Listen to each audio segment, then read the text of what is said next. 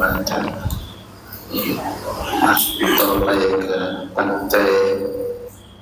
สดับรับฟังพระสัทธรรมเทศนานะโมตัสสะภะคะวะโตอะระหะโตสัมมาสัมพุทธัสสะนะโมตัสสะภะคะวะโตอะระหะโตสัมมาสัมพุทธัสสะนะโมตัสสะภะคะวะโตอะระหะโตสัมมาสัมพุทธัสสะสัพพุริสังเสวะสัทธัมมะสวนังโยนิโสมนสิการะธัมมานุธัมมะปฏิปติธัมมะปริยายัสสะอิโตปรังสักกัจจังธัมโมโสตโพติต่อไปก็เป็นโอกาสที่พวกเราชาวพุทธทั้งหลายที่จะได้ตั้งใจเพื่อสดับรับฟังพระสัทธรรมเทศนาตามกาลเวลาตามการอันควรคือพวกเราทั้งหลายได้มาบำเพ็ญบุญบำเพ็ญกุศลในวันนี้ก็ถือว่าเป็นโอกาสอันดีโอกาสอันสมควรที่พวกเราทั้งหลายได้มาบำเพ็ญกุศลเป็นต้นได้มีการสมาทานศีล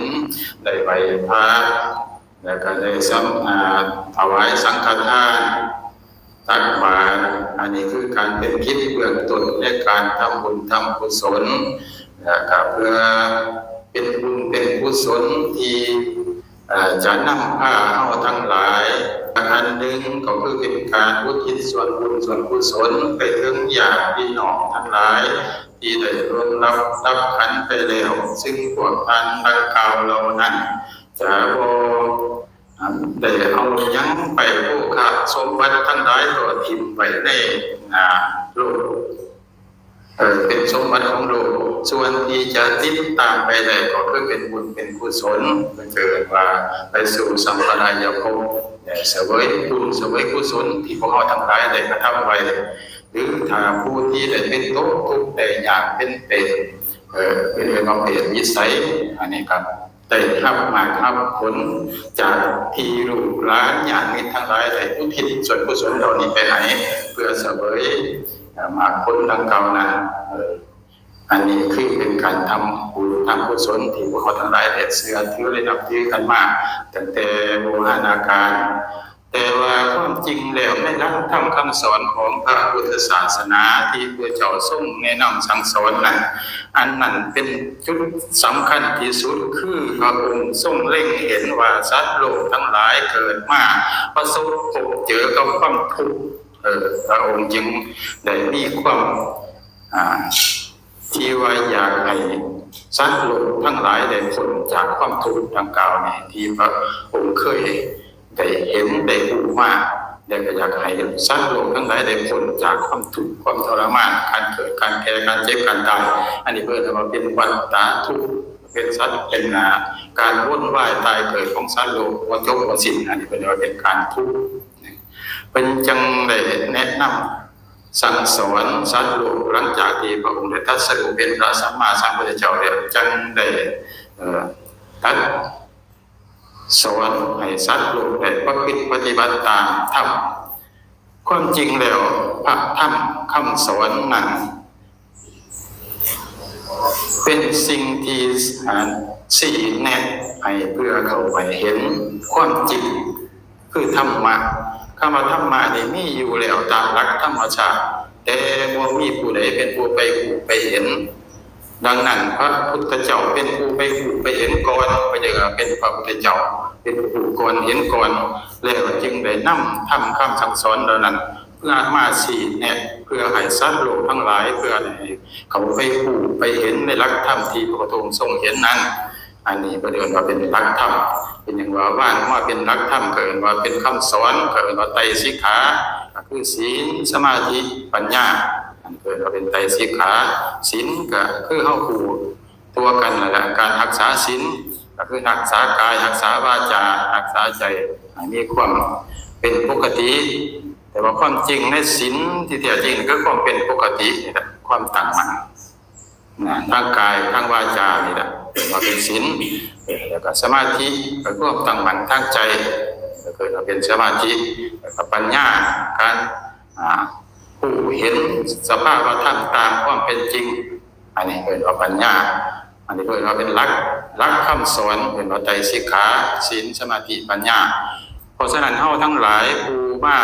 เราคือปฏิบัติก็คือมาปฏิบัติเพื่อให้เขาไปหูไปเห็นในหลักธรรมความเป็นจริงที่อยู่ตามธรรมชาตินั้นที่พระพุทธองค์ทรงผู้ทรงเห็นแล้วนั้นมานำมาสั่งมาสอนมาแนะนำให้พวกเราทั้งหลายได้ประพฤติปฏิบัติตามผู้ที่เขาหูไปเห็นในหลักธรรมความจริงนั้นได้ก็ยอมจะประกอบด้วยการมีความตั้งใจประพฤติปฏิบัติเกิดว่าเป็นผู้มีสติการเราก็มามีสตินี่ขึ้นก็ได้แนะนำขึ้นมาเป็นเบื้องต้นคือเป็นผู้มีสติในหลักสติปัฏฐานเห็นป่ะอันนี้คือสติเบื้องต้นคือให้เฮาเอาไปหูไปเห็นไปปฏิบัติเพื่อจะได้หูได้เห็นความจริงได้เฮาต้องมีสติก่อนเป็นอันดับทำอิฐต้นๆเลยเป็นว่าสติปัฏฐานคันว่าสติปัฏฐานนี่เริ่มต้นจากหยังเป็นว่ากายานุปัสสนาสติปัฏฐานคือสติหูในกายหูในกายหูกายในกายอันนี้คือเบื้องต้นคือเป็นยังจังหวะหูในกายพวกเราที่เกิดมานี่มันจะออกไปรับหูไปทั่วไปแต่ว่าบ่สามารถกลับคืนมาหูได้บ่สามารถกลับคืนมาเพื่อหูให้จับหูเจ้าของได้มีแต่หูไปทางนอกว่าส่งจิตไปข้างนอกว่าไปตามความคิดไปตามสังขารไปตามความปรุงแต่งเพิ่นจังให้ย้อนจิตเข้ามาหาเจ้าของให้ผู้เห็นเจ้าของนี่ก่อนเริ่มต้นก็คือผู้เห็นตัวตนเจ้าของนี่ก่อนเพราะว่าส่วนหลายเขาจะออกไปผู้แต่ทางนอกผู้คนนั้นผู้คนนี่ผู้สิ่งนั้นผู้สิ่งนี่ผู้ไปทุกสิ่งทุกอย่างแต่ว่าเป็นการผู้ภายนอกบ่สามารถสิกลับมาผู้เจ้าของได้คำว่าผู้เจ้าของนี่ก็คือผู้ตัวตนเจ้าของนี่แหละก่อนอันดับแรกก่อนที่เขามาผู้ถึงตัวแท้แกนแท้พวกเฮาก็คือจิตผู้ถึงจิตอันนั้นเพราะว่าคำสั่งสอนของพระพุทธเจ้านี่สอนลงที่จิตสอนในหูถึงจิตเป็นอย่างว่าให้ย้อนกลับเข้ามาหาตัวก่อนหาตัวแล้วก็เข้ามาหาสู่จิตนี่แหละเป็นอย่างสอนเริ่มต้นที่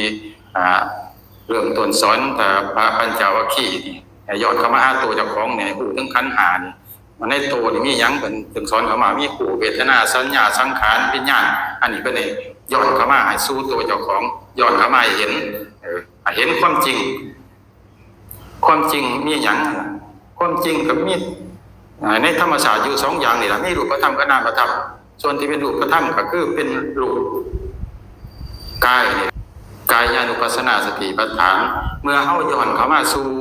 กายสู่หูได้แล้วนี่มันจะมีเกิดความหูซึกอันนี้ขึ้นมาคือเมื่อเฮาหูแก่อยู่ในกายนี่แล้วมันจะเห็นอีกสิ่งหนึ่งขึ้นมาคือเป็นความหูซึกนี่เอิ้นว่าเห็นเวทนาย้อนเข้ามาสู่กายแล้วจะเห็นเวทนาคือหยังเวทนาคืออาการที่ปรากฏเป็นความสุขความทุกข์หรือว่าความปรากฏที่มีความรู้สึกขึ้นภายในจิตใจนะเป็นเวทนารู้สึกเย็นอ่อนแข็งต่างๆเป็นเวทนาเมื่อรู้จักกับเวทนา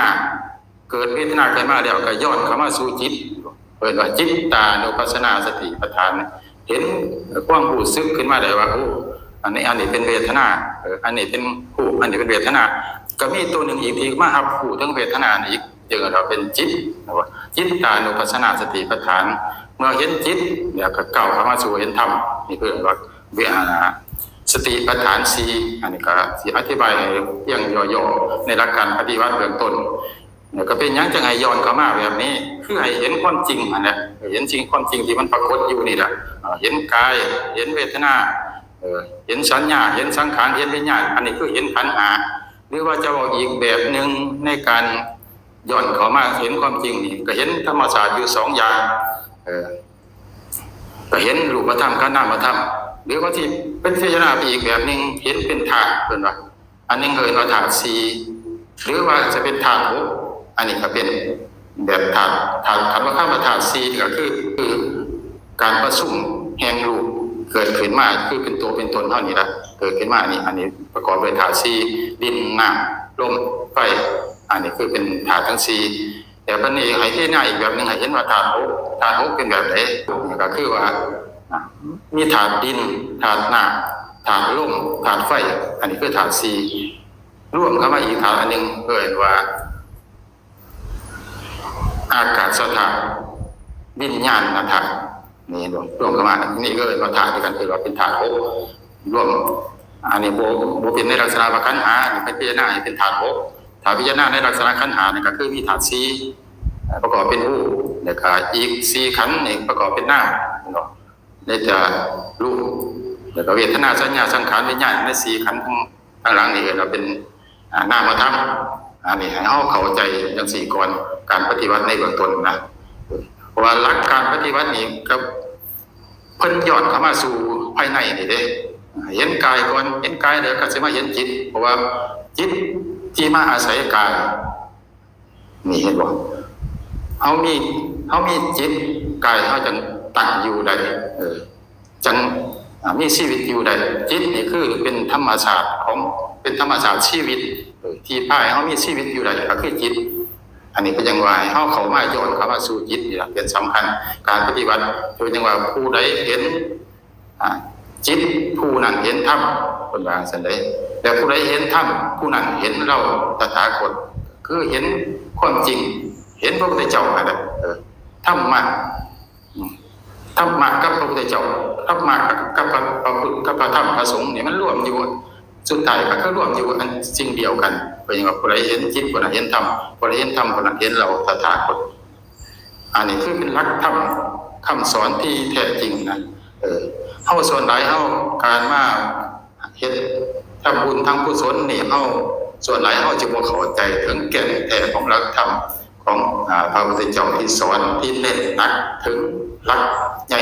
ก็คือหลักของจิตเฮาได้มาเห็นแต่การให้ทานเห็นแต่การรักษาศีลเฮ็ดให้ทานก็เพื่อหวังไปสวรรค์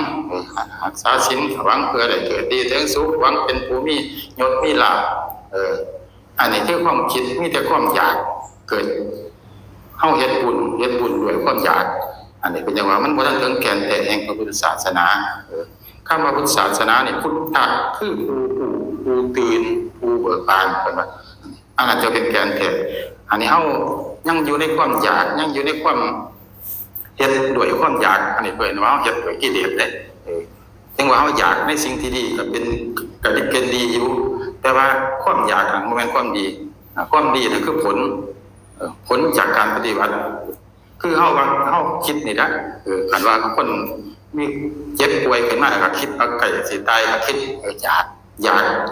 ยากไปสวรรค์อยากมีบุญอยากนั้นอยากนี่เกิดความอยากขึ้นมาคือความดิ้นรนขึ้นมาอันนี้ก็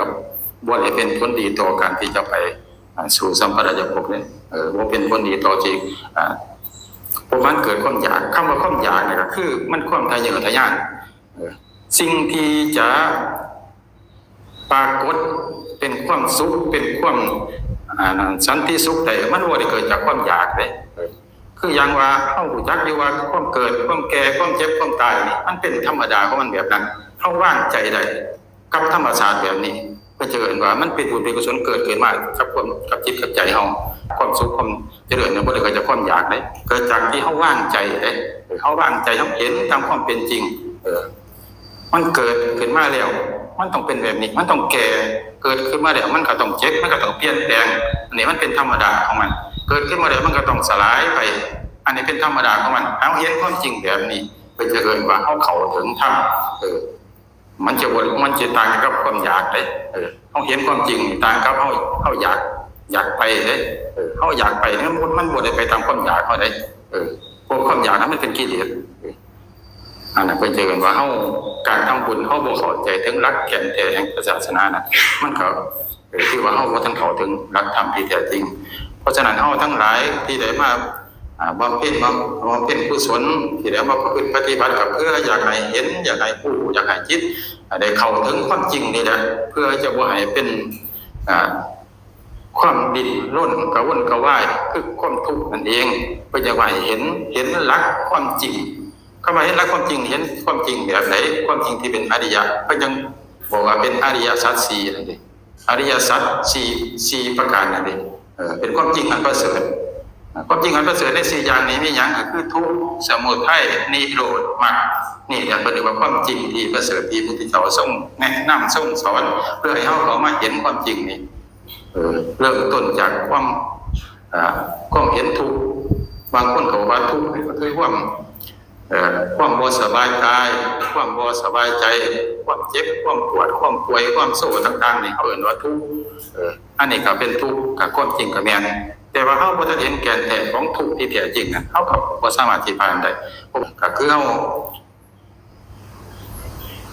เดินทางนี่นะเขาบ่ทันเห็นทางเขาบ่ทันรู้จักคนทางอยู่ไหนเขาก็บ่สามารถสิไปหาจุดหมายได้อันนี้ก็คือกันนะครับเขาบ่เห็นแก่นแท้ของมันว่าทุกข์มันเป็นจังได๋ได้เอิ้นว่าทุกข์เอาเราเข้าใจว่าเป็นความเจ็บความป่วยความบ่สบายอันนี้เป็นทุกข์ถ้ามันสิ่งนี้เป็นทุกข์ขันเอาผ่านสิ่งใดได้ก็ถือว่าพ้นทุกข์ได้อย่างเขาว่าเฮา